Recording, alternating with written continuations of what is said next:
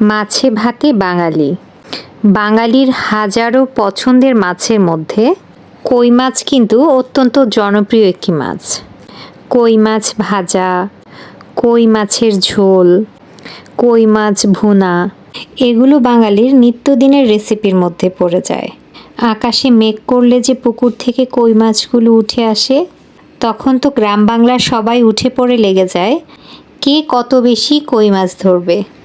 আজকে আমি সেই সবার প্রিয় কই মাছের সম্পূর্ণ ডিফারেন্ট একটি রেসিপি শেয়ার করব, যেটা আমার সম্পূর্ণ ব্যক্তিগত একটি রেসিপি। প্রথমে আমরা হাফ কেজি কই মাছ খুব ভালোভাবে কেটে ওয়াশ করে নিয়েছি। প্রথমত আমরা ফ্রাইং প্যানে দিয়ে দিয়েছি 100 ml এর মতো রান্নার সয়াবিন তেল। তেল গরম হয়ে এলে দিয়ে দিচ্ছি 1 কাপ পরিমাণ পেঁয়াজ কুচি। এবারে পেঁয়াজগুলোকে হালকা নেড়ে চেড়ে কিছু সময় ভেজে তার সাথে দিয়ে দিব স্বাদ মতো লবণ।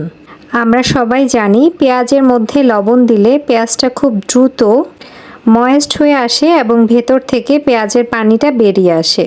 তারপর নেড়ে চেড়ে হালকা গোল্ডেন ব্রাউন কালার হয়ে আসা পর্যন্ত পেঁয়াজগুলোকে ভেজে নেব। দেন অ্যাড করে দেব আবারও 1 কাপ পরিমাণ পেঁয়াজ বাটা। তারপর আবারও একটু কষিয়ে নেব। কষিয়ে নেওয়া হয়ে গেলে দিয়ে দিচ্ছি 1 টেবিল চামচ রসুন বাটা, 1 টেবিল চামচ আদা বাটা। দেন আবারও একটু কষিয়ে নেব। অ্যাড করছি 1 টিস্পি জিরা গুঁড়ো, 1 টিস্পি ধনিয়ার গুঁড়ো। এ পর্যায়ে 100 ml এর মতো পানি অ্যাড করে আমরা একটু ফুটিয়ে নেব। মশলাটা ফুটে এলে অ্যাড করে দিচ্ছি আমাদের আগে থেকে ক্লিন করে রাখা কই মাছগুলো। কই মাছগুলো অ্যাড করে সামান্য উল্টে পাল্টে মশলাগুলোর সাথে কই মাছগুলো একটু ভেজে নেব। 2 থেকে 3 মিনিট ভেজে নেওয়ার পর আমরা অ্যাড করে দিচ্ছি 200 ml এর মতো পানি। দেন আমরা কিছু কাঁচা লঙ্কা মাঝখান থেকে কেটে এখানে দিয়ে দিচ্ছি।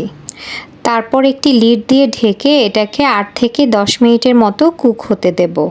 যেহেতু আমরা মাছগুলোকে ভেজে দেইনি, তাই মাছগুলোকে খুব আলতো হাতে হ্যান্ডেল করতে হবে। 8 থেকে 10 মিনিট পর লিডটাকে সরিয়ে একটু নেড়ে দেব যেন নিচ থেকে লেগে না আসে। তারপর সবশেষে 3-4টি লেবু পাতা মাঝখান থেকে ছিঁড়ে আমরা এর মাঝে দিয়ে দেব। তাহলে খুব সুন্দর একটি অ্যারোমা বেরিয়ে আসবে। দেন আবারও লিড দিয়ে ঢেকে 2 থেকে 3 মিনিট কুক করে নেব। 2 থেকে 3 মিনিট কুক করা হয়ে গিয়েছে আর আমাদের কই মাছগুলো সম্পূর্ণ রেডি টু ইট। এখানে একটি টিপস হলো, আপনারা কিন্তু সেকেন্ড টাইম যখন কই মাছটাকে গরম করে খেতে যাবেন তখন লেবু পাতাগুলোকে উঠিয়ে নেবেন, তা না হলে কিন্তু আমাদের মাছগুলো তেতো হয়ে যাবে। এই তো ঠাডা, তৈরি হয়ে গিয়েছে আমাদের কই মাছের সম্পূর্ণ ডিফারেন্ট একটি তরকা। মাশাআল্লাহ, এত সুন্দর অ্যারোমা বেরিয়ে আসছে আমাদের এই কই মাছের তরকা থেকে, তা আসলে আমি আপনাদেরকে মুখে বলে কোনোভাবেই প্রকাশ করতে পারবো না।